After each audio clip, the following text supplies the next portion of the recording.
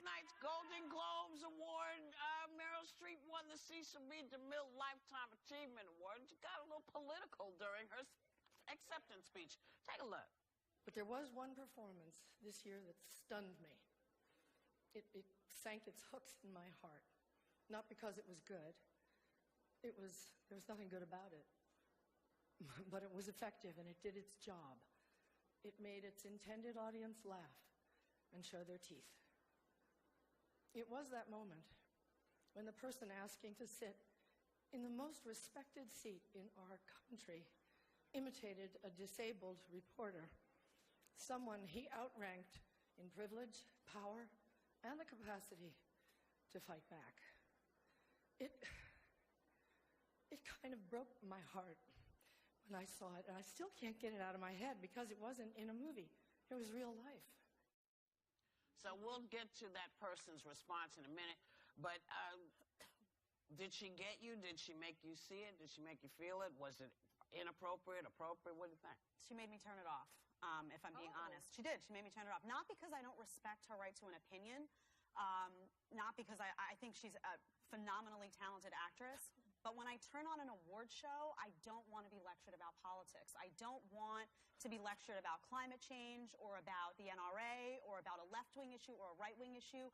I want to appreciate your talent as an actor. I want to appreciate these films, and I want to leave the politics out of it. And I hate when this happens because 9 out of 10 times we'll all agree the views do shift left, and there are people out there who love Meryl Streep and love her acting, but don't want to be made to feel like they're being marginalized for their politics in a moment that's not about politics. Okay, you know what's beautiful about the story is that, of course, Donald Trump tweeted she's an overrated actress.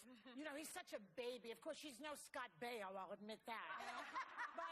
But that is his response, whether she did it and annoyed you or not. He is supposed to be the president of the free world.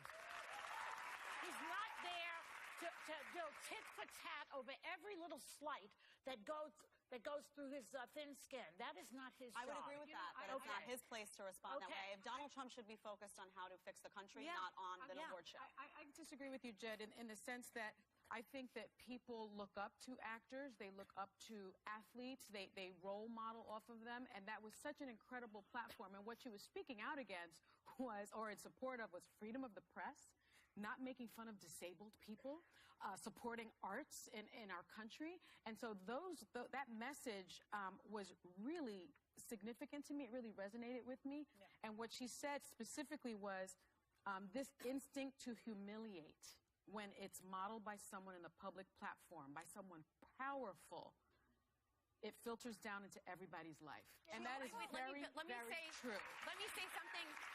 I agree with Sunny's endpoint. When you said the part, though, about I think people look up to them, the point that resonated with me is that these are the people that tell the stories. When you think of Hidden Figures or some of these movies that are out there speaking to women or overcoming struggle, I don't know if you can separate their political beliefs and their performances because they seek their motivation in those feelings. So to me, whereas I sometimes disagree when we talked about comedians once we went back and forth, in this particular instance, when they take that stage, they're getting their moment so rarely when they actually get the award that I think that's what drives them. That's what this community is about. Here's the thing. There's a lot of flack about she's a celebrity and she shouldn't be political, which is something that you're indicating. I'm not saying that. I'm saying at an award show. She can be political all she wants in her. I don't care. No. People don't like it. People do not like it when actors speak about politics. However, this country just elected a celebrity. Yeah. We just elected a celebrity. Well, so maybe he should keep quiet. Lifestyles of the rich and famous. But, I mean, the other thing is, you know, she's overrated, and she can back it up. You can't say the same. Meghan McCain, not you, but Meghan McCain says that, tweeted that the speech was why Trump won. And if people in Hollywood don't start recognizing why, you'll help get him reelected. So, let me just put this out there. Stop using Hollywood as this bad word. Let me remind everybody that in the 70s and prior to that, Hollywood was really sort of run by the right-leaning groups, okay? That's how we ended up with McCarthyism and all of these so-called lefties being rounded up and eaten, basically, for their beliefs. Secondly, a lot of actors have always come from real life, so they have a different thing, a different way of looking at stuff. So stop painting this idea, because, you know, I'm harking back to the conversation we had, and I've been thinking about it, and I remember that I can't name one right-leaning person who has ever lost their job for being a right-leaning person, but I can name you at least 15, 20 people who have lost their ability to make a living, including myself, because of right-leaning folks saying, oh, you said that, you shouldn't be saying that. So my point is, it's not a Hollywood thing. This is people talking about people. Nobody is afraid, as you can see, to say what they want. But Danny Glover ate a lot of poop during the Bush administration, as did Sean Penn. But I can't name any right-leaning people who ate anything in the last 8 years. I think if you had more when you had an award show like this, if you saw more diversity of thought represented, it seems as though every time an issue is brought up, it's a center-left issue. No, you can't look at it that way, because people aren't voting on whose politics is what. People get the award because they're the best person. Right. That's how that works. I agree, but when I remember in the part where... I'm sorry, there can't be more diversity, because that's a different kind of award show.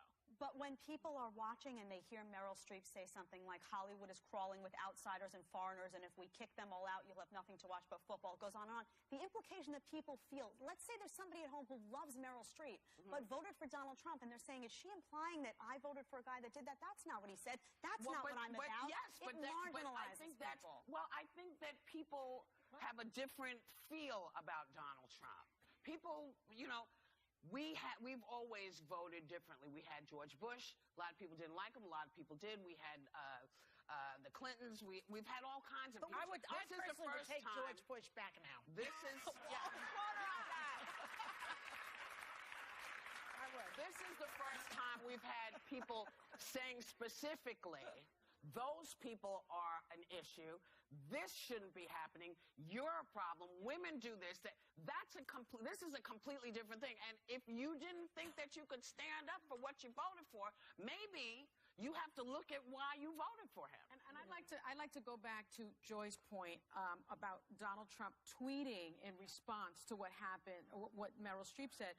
In his interview with Megyn Kelly in May 2016, he said this: when I'm wounded, I go after people hard, and I try to unwound myself.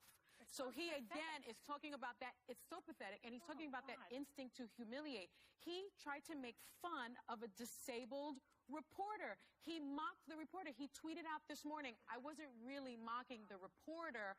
I was just talking about his groveling. Donald, we all know that you tried to mock the disabled reporter. When I first saw that, when I first saw that clip of Donald Trump talking about the reporter, I said clearly, to me, it looked like he was mocking the reporter. But that's what Meryl Streep was talking about. Then I watched a series of clips of Donald Trump using those exact hand gestures to mock other people. I don't know that he was mocking that reporter for being... Take a look. We have the clip. Wait. Stop. Wait, hold on. I don't know what I said. I don't remember. He's going like, I don't remember. Oh, maybe that's what I said. Look at the clip. Can I though? We have a shot of him talking about Ted Cruz in the past. We have a sound of him talking about Ted Cruz in the past. Do you guys have that in the back that you can show? He said, Senator Cruz, what do you think of waterboarding?